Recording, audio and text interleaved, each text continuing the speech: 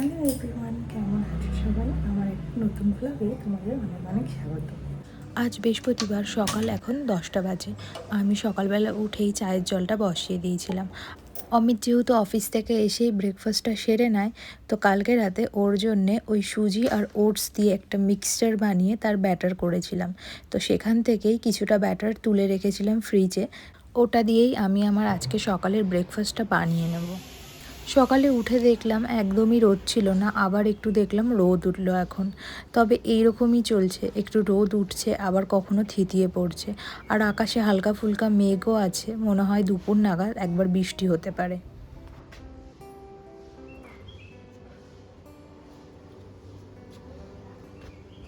কালকে রাতের থেকে বেশ ভালো ঝোড়ো হাওয়া দিচ্ছে। বাইরে গাছগুলোর দিকে তাকালে তোমরাও বুঝতে পারছো যে কতটা জোরে হাওয়া চলছে বাইরে। আজ বেশ পাড়াটা শান্ত শান্ত মনে হচ্ছে। জানি না কেন, হয়তো এই ঠান্ডা ঠান্ডা একটু ওয়েদার পড়েছে সেটার কারণে তো হতে পারে। তবে এই সময়টায় অনেক হকাররা এসে হেঁকে যায়। আজকে তো দেখছি তাদের কারোরই দেখা নেই সেভাবে। তার জন্যে আরোই যেন শান্ত লাগছে এই পরিবেশটা।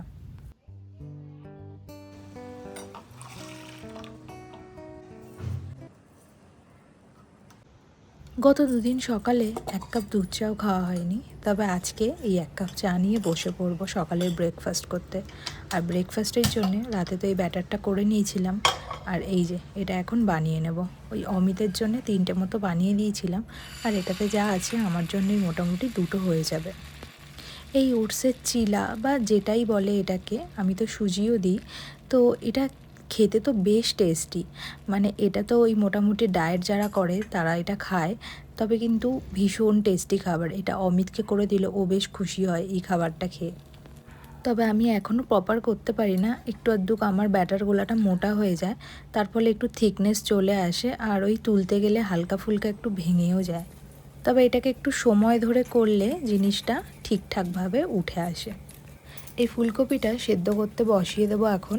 তবে ওই ব্রেকফাস্ট করতে করতে এই ফুলকপিটাও সেদ্ধ হয়ে যাবে।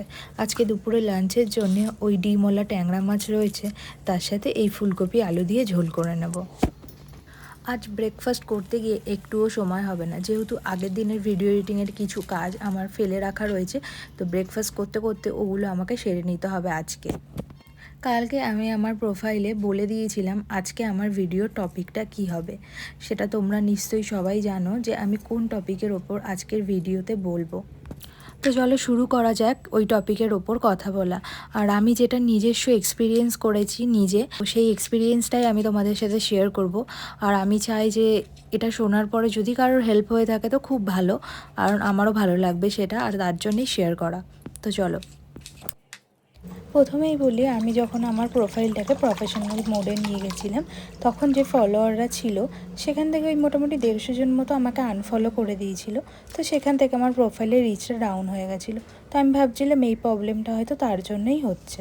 কিন্তু তোমরা জানো মনিটাইজেশনের ওখানে 3টে অপশান দেখায়, যেটা হচ্ছে ইনভিটেশন প্রোগ্রামের মধ্যে পড়ে বোনাস প্রোগ্রাম, রিলস প্রোগ্রাম, আর একটা আছে ইনস্টিম্যাট। 3টের পাশেই অ্যারো বাটন থাকে।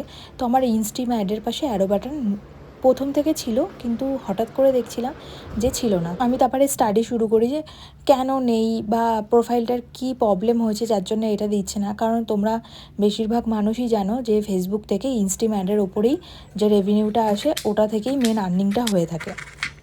আর বিশেষত যারা আমার মতো বড় ভিডিওর ওপর কাজ করছে তাদের ক্ষেত্রে ইনস্টিম্যাটটা ভীষণ ইম্পর্টেন্ট, কারণ ওটার থেকেই রেভিনিউটা আসে। আমি তো প্রথম থেকেই বড় ভিডিও দিই, ছোটো ভিডিও খুব কমই দিই, মানে রিলস বা যেটাই বলো। ছোটো ভিডিওর ওপর কন্টেন্ট খুব বেশি বানাই না, সেটা তোমরা আমার প্রোফাইলে এসে দেখেইছো। তো বড় ভিডিও যেগুলোই মোটামুটি দিয়েছি, তো যে বড় ভিডিওটা থেকে মেন তোমার হচ্ছে ব্যানার অ্যাড শুরু করেছিল, আমি দেখলাম সেই ভিডিওটা যেদিন দিয়েছিলাম সেদিনের থেকে আমার প্রবলেমটা শুরু হয়েছে।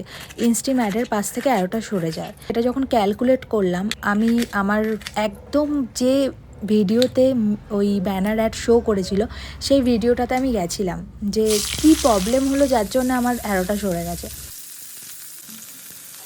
তখন গিয়ে দেখলাম যে আমার ওইটাই ফার্স্ট ভিডিও যেখানে আমি মেড উইথ এআই দিয়ে শুরু করেছিলাম।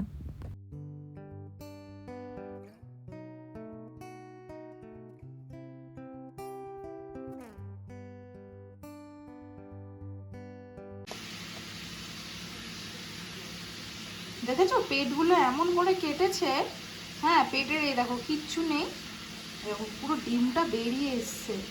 এটার তো খুবই বাজে অবস্থা, এটা তাও ডিমটা পেটগুলো এরকমই কেটেছে সে ছেলে। আচ্ছা চলো এবার বলি মেড উইথ এআইটা কি।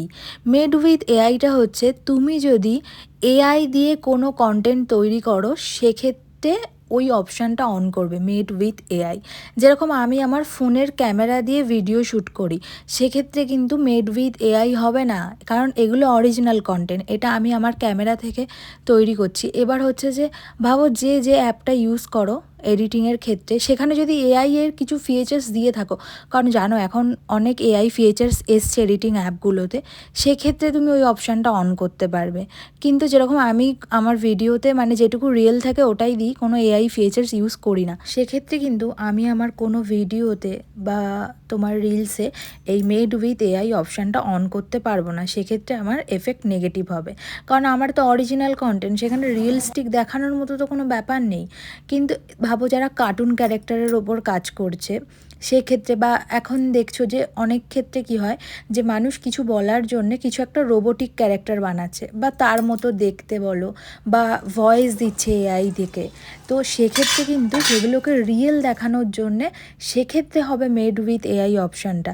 এক্ষেত্রে নয়, এক্ষেত্রে আমরা তো মানুষ, আমাদের তো রিয়েলস্টিক দেখানোর মতো কিছু নেই। তো অনেকে ফটোর ক্ষেত্রেও দিচ্ছে মেড উইথ এআই। তো যদি তুমি মেড উইথ এআই দিয়ে থাকো, মানে এআই এর কোনো এডিট বা কিছু করে থাকো, সেক্ষেত্রে তুমি দিতে পারো, কিন্তু তাও তুমি যদি রিয়েল ফটো দাও সেক্ষেত্রেও ইউজ করো না। এখন কি হচ্ছে না, কেউ ইউজ করছে না, মানুষ ওটা যখন দিচ্ছে লার্ন মোর করে আর দেখছেই না, পড়ছেই না যে লার্ন মোরে কী লেখা আছে, যে কোন কোন কন্টেন্টের ওপর এই অপশানটা অন করতে হবে। সেক্ষেত্রে কেউ দিচ্ছে সেটার দেখা দেখি, সে ভাবছে হয়তো মেড উইথ এআই মানে হয়তো অ্যালগোরিদম নেবে বা কিছু, অনেকের ক্ষেত্রে এটাই হচ্ছে, এআই মানেই মানুষ এটাই বোঝে হয়তো, তো সেক্ষেত্রে সে দিয়ে দিচ্ছে। কিন্তু মানে তুমি স্টাডি করো, দেখো, তারপরে দাও। তো আমি আমার সব ভিডিও থেকে কন্টেন্ট থেকে মানে সেগুলোকে সরিয়েছি, আর কি করে সরিয়েছি সেটা যদি জানতে চাও অবশ্যই সেটা নিয়ে আমি একটা শর্ট ভিডিও বানাবো। আমি বলবো যে যারা এটা করেছো তো সেটা কি করে সরাবে। আমরা সবাই জানি ইনস্ট্রিম অ্যাড অ্যারোতে প্রেস করার পর যে 5টা অপশান দেখায় যার জন্য চ্যানেল মনিটাইজ হবে বা প্রোফাইল বলো পেজ বলো মনিটাইজ হবে। তো সেক্ষেত্রে যদি কারোর কন্টেন্ট পলিসি ইস্যু থাকে সেক্ষেত্রে কিন্তু সে ওই টাকাটা পাবে না, টাকাটা দেখবে হয়তো জমছে কিন্তু তোমার পে আউট পেতে কিন্তু সমস্যা হবে। আর অনেকে কি করছে না, ভাবো একটা শর্ট রিলস দিয়েছে, এবার ওটা নিজের ক্যামেরাতেই শ্যুট করেছে, এবার কারোর কন্টেন্ট কপি করেনি, দেখছে কপিরাইট ইস্যু আসছে। এখন কেন আসছে জানো তো, এই যে এই মেড উইথ এআই অপশানটা ইউজ করছো, তুমি তো তোমার ক্যামেরায় শ্যুট করছো না, তো সেক্ষেত্রে তুমি তো কোনো অ্যানিমেটেড বা কোনো কার্টুন ক্যারেক্টার নাও বা কোনো রোবোটিক ক্যারেক্টার নাও বা কোনো এআই ভয়েস ইউজ করছো না, সেক্ষেত্রে যদি তুমি মেড উইথ এআই অপশানটা অন করো তো সেক্ষেত্রে ভিডিওতে কপিরাইট ইস্যু চলে আসছে। তো নতুন যখনই কোনো ফিচার্স আসবে অবশ্যই আমি ওই ভুলটা করেছি, আমাদেরকে অলওয়েজ স্টাডি করে নেওয়া উচিত জিনিসটাকে। তো যারা বুঝতে পারবে লার্ন মোর অপশানটায় যাও এবং নিজে স্টাডি করো যে কী কী কন্ডিশন বা শর্ত দিয়েছে ওই অপশানটা অন করার জন্যে।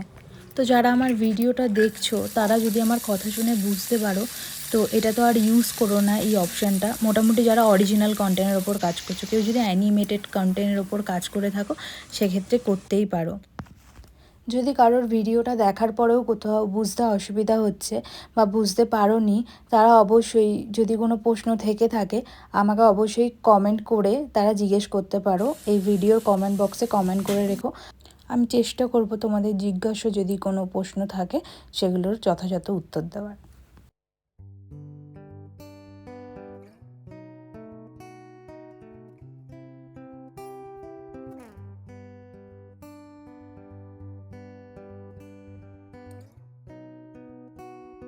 সেদিন মাছের ডিম ছিল কিন্তু উচ্ছে ছিল না, তাই বলে একটু উচ্ছে চচ্চড়ি করা যায়নি। এই মাছের ডিম দিয়ে উচ্ছে চচ্চড়ি আমাদের দুজনেরই খুব প্রিয়, তাই আজকে এই মাছের ডিম দিয়ে একটু উচ্ছের চচ্চড়ি করে নিচ্ছি। তবে এই বাইরেটা একবার যেতে হবে, প্রচণ্ড মেঘ করে এসছে, বৃষ্টি আসতে পারে, জামা কাপড়গুলো তুলে নিতে হবে। বলতে না বলতেই বৃষ্টির দেখা চলে এসছে তিনি। বাইরেটা এসে দেখছি অমিত স্নানের আগেই সমস্ত জামাকাপড়গুলো তুলে নিয়ে গেছে। আকাশে বেশ ভালো মেঘ করে আছে। এ পাশটা তো প্রচণ্ড মেঘ আছে, কিন্তু ও পাশটা এখনও কিছুটা মেঘ হওয়া বাকি। তাই এই এখন বৃষ্টিটা সদ্য সদ্য আসা শুরু করেছে। তবে মনে হয় আজকে সারা দুপুরই বৃষ্টি হবে।